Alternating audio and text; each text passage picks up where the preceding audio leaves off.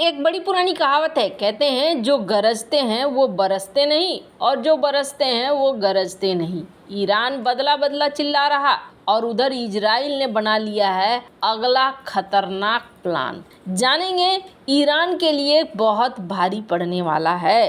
तो वहीं दूसरी तरफ कहते हैं ना, नया 9 दिन और पुराना 100 दिन। मालदीव से क्यों भाग रहे हैं चीन के टूरिस्ट? जियोपॉलिटिक्स में बहुत कुछ चल रहा है, हमेशा की तरह जानने को मिलेगा बहुत कुछ। आइए जानते हैं इन खबरों को विस्तार से। बीते सप्ताह हवाई हमले में अपने टॉप मिलिट्री कमांडर की मौत के बाद से ईरान लगातार इजराइल से बदला लेने की धमकी दे रहा है। हालांकि अभी तक ये साफ नहीं है कि ईरान खुद इजराइल के खिलाफ कार्रवाई करेगा या फिर हिजबुल्लाह जैसे प्रॉक्सी संगठनों को आगे करके लड़ेगा।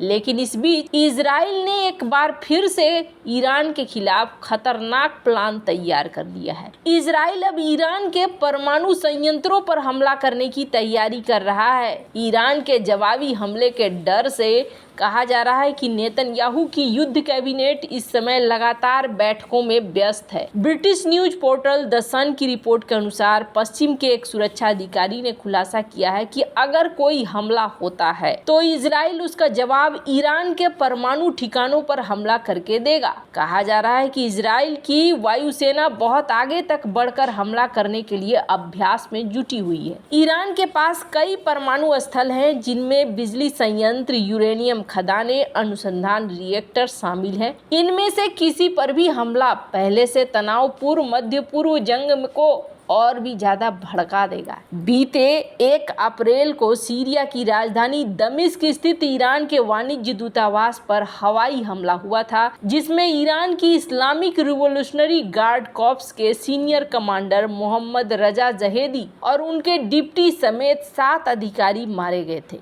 ईरान ने इजराइल पर हमले का आरोप लगाया था। ईरान के supreme leader Ayatollah Ali Khamenei समेत शीर्ष नेताओं ने इजराइल को जवाब देने की कसम खाई थी। ईरान के राष्ट्रपति इब्राहिम रईसी ने कहा था कि इजराइल का ये बर्बर हमला बिना जवाब के नहीं रहेगा। आपको बता दें, ये सब कुछ यहाँ पर जैसे ही ये प्लान सामने आया है वैसे ही सब धरा का धरा रह गया है। कहा जा रहा है कि गुरुवार को जो बैठक हुई उस बैठक में यही निर्णय लिया गया कि अगर वो हम पर हमला करता है तो हम भी हमला करेंगे। अब ईरान की जो न्यूक्लियर साइट है उस पर पहले भी एक बार हमला हो चुका है, लेकिन ये जो हमला हुआ है अब तक इस तरीके से हुआ है जिसमें अंदर खाने ही बहुत सीक्रेट तरीके से, ओपन तरीके से नहीं हुआ है हमला, जिसमें विस्फोट हो जाना ये सब चीजें शामिल है। पर इस बार ऐसा लगता है कि अगर खुलकर ईरान आएगा तो खुलकर इजराइल भी जाएगा और ये उनके लिए सबसे बड़ी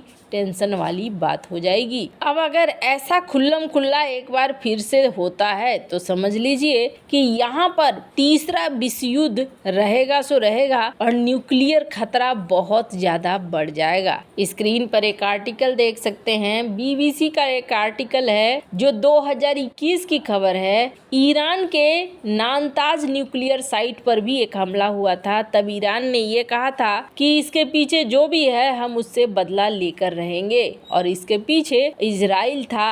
ये बात मीडिया में भी खूब कहा जाने लगा था। इसी तरीके से स्क्रीन पर एक और आर्टिकल देखिए, एक गैस पाइपलाइन पे भी ब्लास्ट हुआ था, विस्फोट हुआ था, जिसके बाद भी यही चीजें कही जा रही थी कि इसके पीछे इजराइल है। लेकिन अब तक ये सारी चीजें होती थी छिपी छिपाई। अब यहाँ खुल्लम खुल्ला बातें हो रही है कि अगर ईरान खुल्लम खुल्ला सीधे हमले में आता है तो इजराइल भी यहाँ सीधे हमले में उनकी न्यूक्लियर साइट पे हमला कर देगा। खैर, इजराइल का कोई भरोसा नहीं है, जो बातें वो कह रहा है वो कर सकता है। हालांकि इसके परिणाम बहुत ही घातक होंगे, फिर भी इससे इनकार नहीं किया जा सकता है कि इजराइल ये कदम नहीं उठाएगा। जहां एक तरफ ये सब कुछ हो रहा है तो वहीं दूसरी तरफ भारतीयों की ओर से मालदीव का बॉयकॉट किया गया। इसके बाद लगातार भारतीय पर्यटकों की संख्या गिरती जा रही है। भारतीय पर्यटकों की संख्या दिसंबर 2023 तक मालदीव में सबसे ज्यादा थी, लेकिन मालदीव के मंत्रियों की भारत विरोधी पोस्ट के बाद से बड़ी संख्या में भारतीय पर्यटकों ने जाना बंद कर दिया। अब मालदीव में सबसे ज्यादा टूरिस्ट चीन, रूस, यूके, इटली और जर्मनी से आ रहे हैं।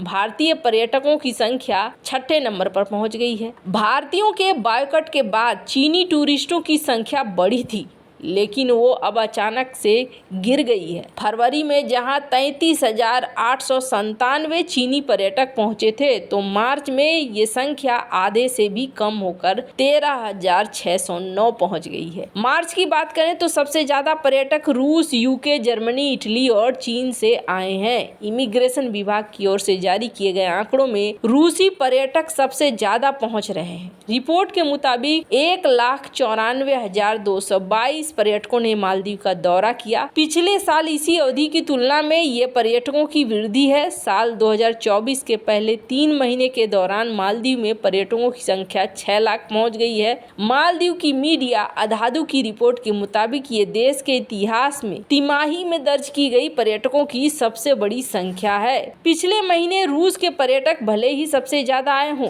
लेकिन फिर भी चीन पूरे साल में पर्यटकों की संख्या में सबसे ऊपर है। रूस दूसरे नंबर पर है, इसके बाद यूके, इटली, जर्मनी है। मार्च में रूस से 21,906, यूके से 21,785, जर्मनी से 21,176, इटली से 18,897, चीन से 13,609 पर्यटक आए हैं। साल 2024 की बात करें तो चीनी पर्यटकों की संख्या 8 अप्रैल तक 71,000 रही थी। आंकड़ों के मुताबिक चीनी टूरिस्ट का मार्केट शेयर 10.9% है। रूस इस समय 65,898 पर्यटकों के साथ दूसरे नंबर पर है। चीनी टूरिस्टों की संख्या जनवरी और फरवरी में तब बढ़ी थी जब मालदीव के राष्ट्रपति मोहम्मद मुइज़ू चीन की यात्रा पर गए थे। भारतीयों का बायकॉट देखकर उन्होंने चीनी राष्ट्रपति शी जिनपिंग से मांग की थी कि वहां टूरिस्टों को भेजें। अब चीनी टूरिस्टों की संख्या क्यों गिरी है, इसका सही कारण नहीं पता चला है, लेकिन ये गिरावट मालदीव पर भारी पड़ सकता है। भारत और मालदीव के विवाद के बाद भारतीय टूरिस्ट की संख्या लगातार घट रही है। दिसंबर 2023 तक भारतीय टूरिस्ट संख्या के मामले में पहले नंबर पर थे, लेकिन अब उनकी रैंकिंग छठे पर पहुंच गई है। आने वाले समय में ये और भी गिरने की संभावना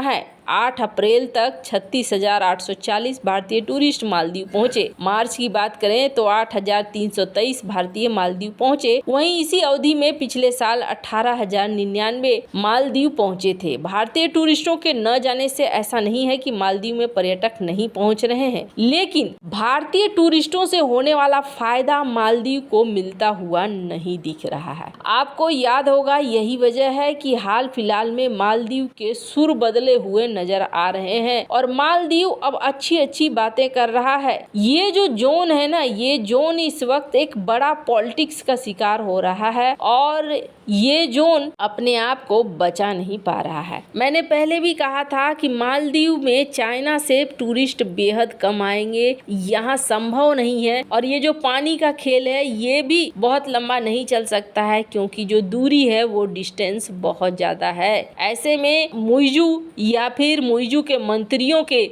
सुर बदल रहे हैं, तो वो सिर्फ इसलिए बदल रहे हैं क्योंकि वो चाह रहे हैं कि भारत से टूरिस्ट आते रहें, पैसे आने में किसी तरह की कोई दिक्कत न हो। वैसे आपको क्या लगता है इन सब मामले में, आपकी क्या राय है, कमेंट कर जरूर बताएं। जल्द मिलते हैं अगली वीडियो में नई खबर के साथ।